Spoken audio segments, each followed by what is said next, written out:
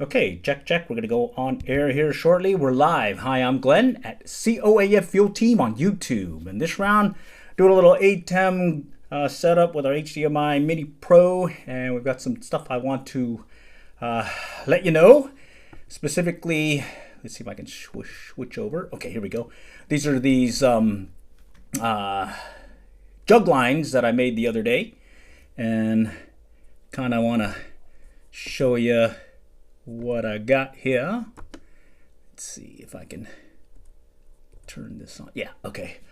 All right. So what I want to do is just show you some updates to these jug lines, and then talk about some other jug line related things, as well as some things that I've been working on. It's been really hot here lately, though, so it's going to be kind of brutal here for some of us, especially here. I think we're supposed to hit 102, 105 degrees or something. I think we already did. But anyways, let me talk about these. Let me turn this down a little. Let me talk about these jug lines. And the other day I went fishing. I was using some anchored jug lines. But in this case, what I did was I'm going with these floating ones. Using, again, you got to have 3-inch or greater diameter, 6-inch or better width or length. And then I've got some 100-pound test trot line material here.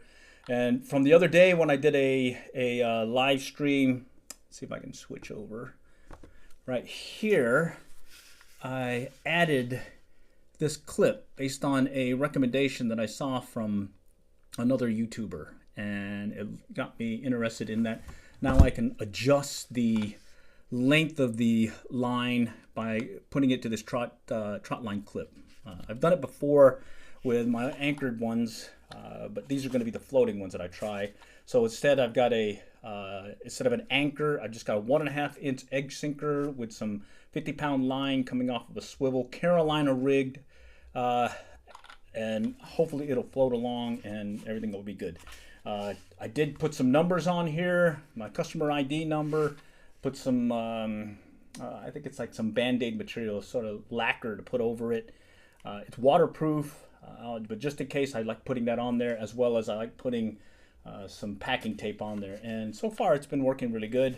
I put the date here, and when I need to change the date, because you can only set them out for 6 days from the date you put on your jug line, I use some rubbing alcohol right here. Rubbing alcohol right here, 91%. I think the 80-something% works as well, but I use rubbing alcohol, and it'll take the number right off the date, and I'll just put on the new date on there, and everything will be good again. So good stuff. All right. So again, it's different than the one that I showed just a few days ago. The difference being I added more line. I added this trot line clip to allow me to adjust the floating or the depth of the rig. So hopefully here in the next few days I'll be able to take this out and let you know how it worked. On top of that, I did have several questions about these clips I've been using. So let me shift this again to these clips. All right, so these are these laundry pin clips, big old safety pins. And you'll see in some of my videos where I use this to attach the fish to my tennis ball fishing float or a stringer. And what I find is this is a lot stronger holding some of those catfish. I did lose 4 using these shower clips, and I got a heads up from a YouTube viewer saying, hey, go with these instead. So I switched to those. And so let me just do a real quick impromptu demo on how this works. So here is the tennis ball stringer. All right, short length. This just attaches to the decking bungee cord stuff that I have on my little kayak, and I'll just clip it on behind me, and then the float just kind of follows behind. And when I'm ready to put a fish on, I'll grab the line, and I'll take one of these clips right here, and let's say that's a fishy right there. Ooh, big fishy. And I'll just put it through its mouth here and right there, and then at this point, I'll take the line right here and I'll keep it in the cockpit of the kayak, and that way if I drop the fish, it'll stay in the cockpit and I won't lose them. And I'll just put the line in here, close it, and just throw it behind me, knowing that I've already got the other end attached to my kayak, and there you go. So I picked these up at Amazon. Haven't lost any fish from putting them on the stringer itself since I started doing this. And I do suggest don't go with the shower clips. Go with these clips, the laundry pin clips. Get them on Amazon fairly. I think in batches of 10, and I think I've got 14 now, so I'll be ready to go. Let me go put that aside. All right, so those that are just tuning in, just doing a little 810 Mini Pro Let's Talk Fishing session here, and just talk briefly about the modifications I made to the jug line that I made the other day, mainly just adding some additional line and putting a trot line clip to allow me to do some adjusting in the depth. And then talked about the laundry clip that I use to attach to my tennis ball stringer when I'm kayak fishing. That way I don't lose any fish. And then I mentioned you could use alcohol to take the date off, because the date that you put on your jug line right here, let's say today is the 20th, 7/20, you got 6 days where you can continue using it before you have to change the date, put on a new date. So 6 days, keep that in your back pocket. And it's easy to remember. 6 days, 6-inch width of the 6-inch or better on your jug line, and 3-inch or width, or in this case this is a pool noodle that's just about a little over 3 inches, like 3.125 or something. I picked these up at Lowe's and was able to get these. Only thing you have to remember about your jug line is the color. Here in Texas you can't have orange unless you're commercial fishing. If you're commercial fishing, then at that point you would use an orange float. All right, and you would follow those regulations. All right, so let's get that out of the way. Okay, the next thing I wanted to bring up was right here. Here it is. Bear with me here. Okay, so over the course of several seasons, I've got these other jug lines that are like a barbell looking thing. So it's PVC, and it's got some floatant here, and it sits on the surface just like this with the line in the middle. So picture this, but with floating noodle-like stuff on the ends. And the ones that I bought commercially at Academy have a clip that you clip onto, and it holds once you've set the depth. And over the years I've been trying to figure out, hey, there's got to be another way that I can do it more automatic. And so I was playing around, and I noticed that when you're using an ice fishing rig, like a tip-up, it has a little arm that sticks out that, see if I can get this undone, and let me switch over.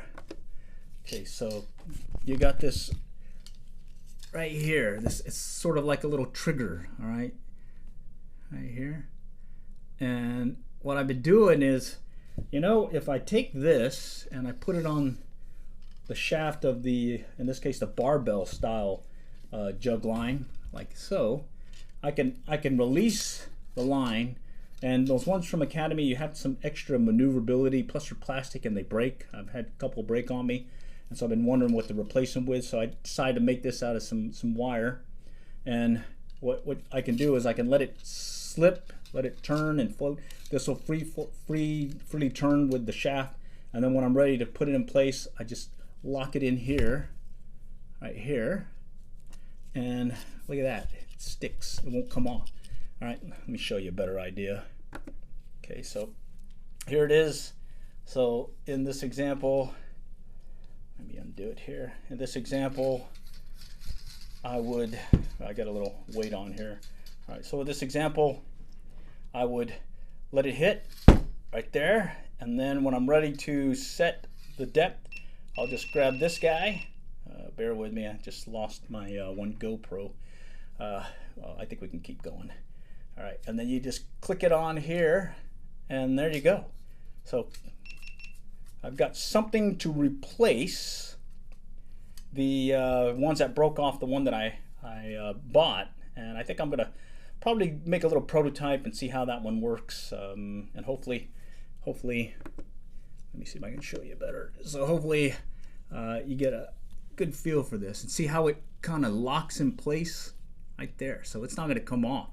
I think this is going to be a very good one to try, especially when I'm using, instead of the floating jug lines or the free floating jug lines, I'll use the anchored one where I can set or hit the depth and immediately lock it in place instead of drifting, and next thing you know I've got a loose or a line that I don't have near as tight as I'd like to, because I tend to like deploying the jug line so the weight is on the bottom and there's basically the depth of the water that I'm fishing, maybe give or take another foot.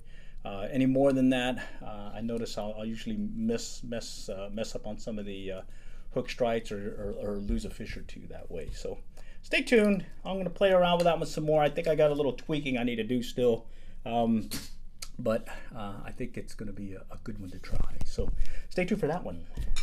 Other than that, I have been posting different YouTube shorts to some fishing tip stuff, different things that I noticed. I think I just did one a couple of days ago that talked of Denison Dam, or at least the tail race, Denison Dam, Keystone Dam, Southwest Power Administration dams or tail races or power plants that are managed by that organization.